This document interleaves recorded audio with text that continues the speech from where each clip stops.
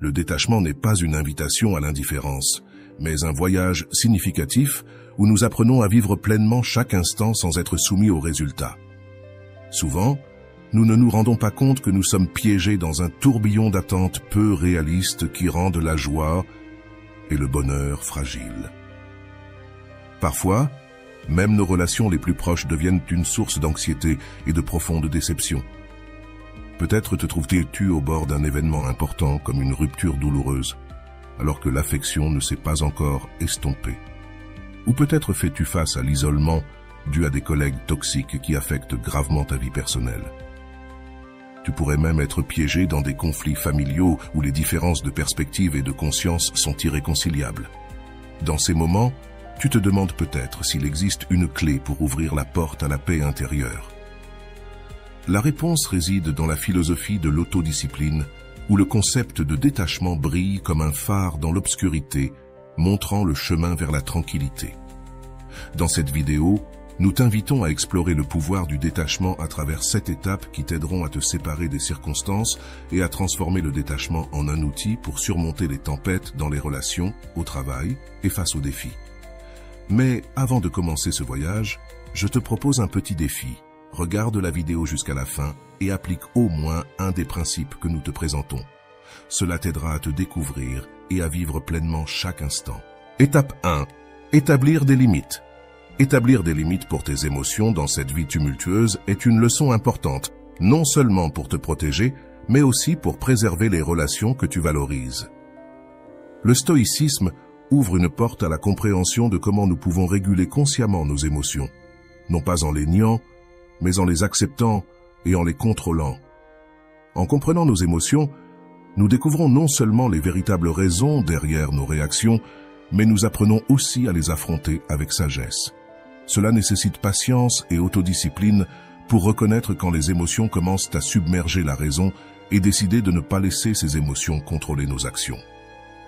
Il y a des moments où résoudre nos problèmes devient une priorité, non seulement pour protéger notre santé mentale, mais aussi pour pouvoir soutenir les autres de manière plus efficace. Cela ne doit pas être vu comme un acte égoïste, mais comme une partie du soin personnel. La pandémie de Covid-19 nous a enseigné des leçons précieuses sur l'importance de nous aimer et de prendre soin de nous. Elle a mis en avant que non seulement la santé physique, mais aussi la santé mentale doit être une priorité. Ce soin personnel ne se limite pas à maintenir une santé physique à travers une alimentation équilibrée et de l'exercice, mais inclut également le fait de nourrir notre âme à travers des loisirs personnels, du temps de repos et l'établissement de limites saines dans nos relations. En agissant ainsi, nous créons un environnement qui favorise la croissance personnelle et, en même temps, aide les autres de manière plus significative. Étape 2. Parle avec quelqu'un en qui tu as confiance. Apprendre à te détacher des personnes et des situations peut te faire sentir seul face au monde.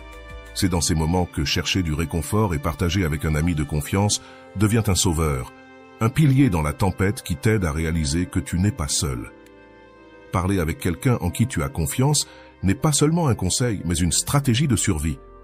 En nous ouvrant et en partageant nos préoccupations ou même nos petites joies avec quelqu'un, nous ne cherchons pas seulement du réconfort ou des solutions. Nous réalisons un acte puissant pour explorer et redéfinir nos limites.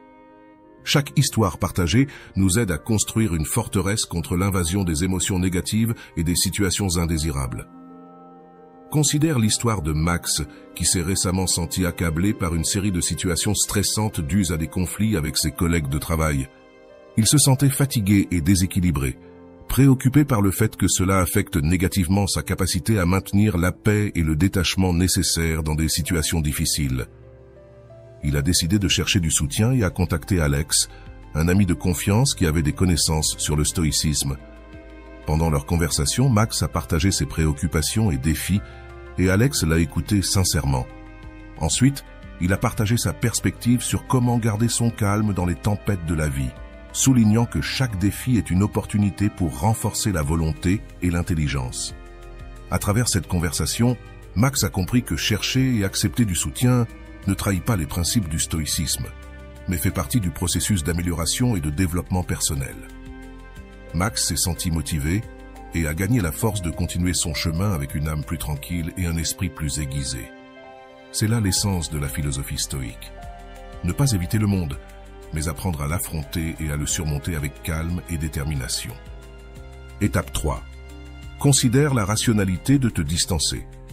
Un grand philosophe stoïque a une fois souligné que ce que tu penses de toi-même est beaucoup plus important que ce que les autres pensent de toi.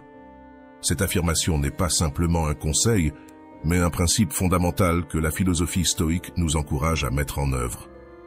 Un pas important dans le processus de détachement des personnes et des situations qui nous dérangent est de considérer rationnellement la possibilité de maintenir une distance. Imagine vivre dans une famille où tu fais face chaque jour à des débats intenses et à un scepticisme sur la carrière que tu as choisie. Tu es piégé dans des discussions avec tes parents. Et peu importe ce que tu fais, le sentiment d'être contrôlé et d'inconfort ne disparaît jamais. Dans ce type de situation, envisager rationnellement le détachement devient extrêmement important. En te désengageant de ces débats et tensions familiales, tu ne maintiens pas seulement la clarté mentale, mais tu protèges également ta paix et ton équilibre. Cela ne nuit pas seulement à l'esprit, mais facilite également une croissance personnelle plus forte. Tu peux consacrer du temps et de l'énergie à des activités et des relations positives dans un environnement familial, ce qui soutient ton développement personnel de manière plus efficace. Étape 4. Réfléchis aux conséquences de te distancier. Bien qu'à l'étape 3, on te conseille le détachement, à cette étape, on t'invite à affronter une question inévitable. Quelles sont les conséquences de te distancier? Ce n'est pas une étape simple, mais une conversation nécessaire avec toi-même sur les possibles répercussions, quelque chose que tout le monde n'est pas prêt à affronter. Il est important de comprendre que chaque action et chaque choix ont des conséquences, non seulement pour soi-même, mais aussi pour les liens que nous avons dans notre vie. S'éloigner n'est pas toujours une mesure thérapeutique et peut mener à des résultats imprévus. Ne sous-estime jamais le pouvoir de la connexion humaine. Lorsque tu décides de te retirer, cela peut causer de la douleur tant pour toi que pour les personnes avec qui tu as des liens. Réfléchir aux conséquences du distancement t'aide à prendre des décisions plus conscientes. Tu pourrais être en train de t'éloigner du bruit du monde, mais aussi de la chaleur de la connexion humaine. Chaque fois que tu établis des limites, tu pourrais renforcer ton château intérieur, mais aussi construire des murs qui t'isolent d'expériences significatives. À ce stade, la sagesse et la patience deviennent tes compagnons les plus fidèles. Il est important de s'arrêter, de réfléchir et de considérer toutes les possibilités avant de prendre des décisions basées sur des émotions passagères ou des instincts momentanés. Être un penseur visionnaire et porter en soi un esprit courageux, prêt à accepter les conséquences de ses propres actions, est essentiel. Chaque fois que tu décides de te retirer, tu t'éloignes du tumulte du monde, mais tu pourrais aussi te déconnecter de la chaleur des relations humaines. Chaque fois que tu établis des limites, tu pourrais renforcer ta force intérieure, mais aussi élever des murs qui t'isolent d'expériences enrichissantes qui donnent sens à la vie. Souviens-toi que dans le voyage de l'âme, dans le vaste monde, chaque action génère une réaction et chaque décision a des conséquences. Ainsi, lorsque tu es à la croisée des chemins du détachement, fais-le avec la responsabilité que cela implique. Dans le tourbillon de la pensée se trouve la raison de la compréhension et dans la résolution d'affronter les conséquences de nos actions réside notre véritable essence. Étape 5. Éloigne-toi de cette personne pendant un certain temps.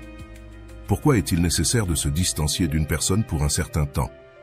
Parce que, durant les moments de stress et de pression, les humains se laissent souvent emporter par le tourbillon des émotions et des réactions immédiates, sans prendre le temps de penser calmement et objectivement. Surtout lorsque les émotions deviennent difficiles à contrôler, nous pouvons perdre la capacité de voir les choses de manière impartiale et, par conséquent, réagir de façon qui ne reflète pas notre véritable essence et nos valeurs. Dans ce contexte, créer une distance temporaire, un espace pour respirer et réfléchir, devient essentiel. Imagine que toi et un ami proche ayez une discussion animée en raison d'un désaccord. Tous deux vous sentez en colère, et chaque mot et chaque action ne font qu'aggraver les choses. Dans ces moments-là, continuer la conversation n'ajouterait que davantage de malentendus et causerait des blessures plus profondes. Au lieu de cela, tu décides de créer une distance, te prenant du temps pour que vous puissiez tous deux apaiser vos émotions et envisager la situation sous un angle différent. Plus important encore, réfléchir à la manière dont tu as réagi pourrait être le pas le plus crucial vers la réconciliation et une meilleure compréhension entre vous deux. Étape 6. Apprends à être émotionnellement indépendant.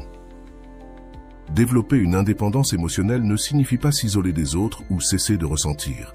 Au contraire, c'est apprendre à contrôler tes émotions et à ne pas laisser les autres les manipuler. Cette indépendance te donne la force de faire face aux défis sans laisser les opinions ou actions des autres t'affecter profondément. Elle te permet également de maintenir des relations plus saines, car tu ne dépendras émotionnellement de personne pour ton bonheur ou ta paix. Étape 7. Accepte l'incertitude. La dernière étape dans le processus de détachement est d'accepter l'incertitude. La vie est pleine de situations imprévisibles et de défis, et nous cherchons souvent désespérément des réponses ou des solutions claires. Cependant, le véritable détachement signifie être en paix avec l'incertain, accepter que nous ne pouvons pas toujours contrôler ou prévoir ce qui se produira. Cette acceptation nous permet de vivre avec plus de liberté, sans le poids constant de l'inquiétude ou de la peur du futur. En résumé, ces 7 étapes te guideront à travers un processus de détachement qui non seulement t'aidera à trouver la paix intérieure, mais aussi à vivre de manière plus pleine et consciente. Et voilà, j'espère que vous avez trouvé beaucoup de valeur dans cette vidéo. Merci d'être resté jusqu'à la fin de cette vidéo. J'adore quand vous faites ça. Si vous en voulez plus, vous pouvez écrire en commentaire « J'en veux encore plus ». J'espère vous revoir dans une autre vidéo.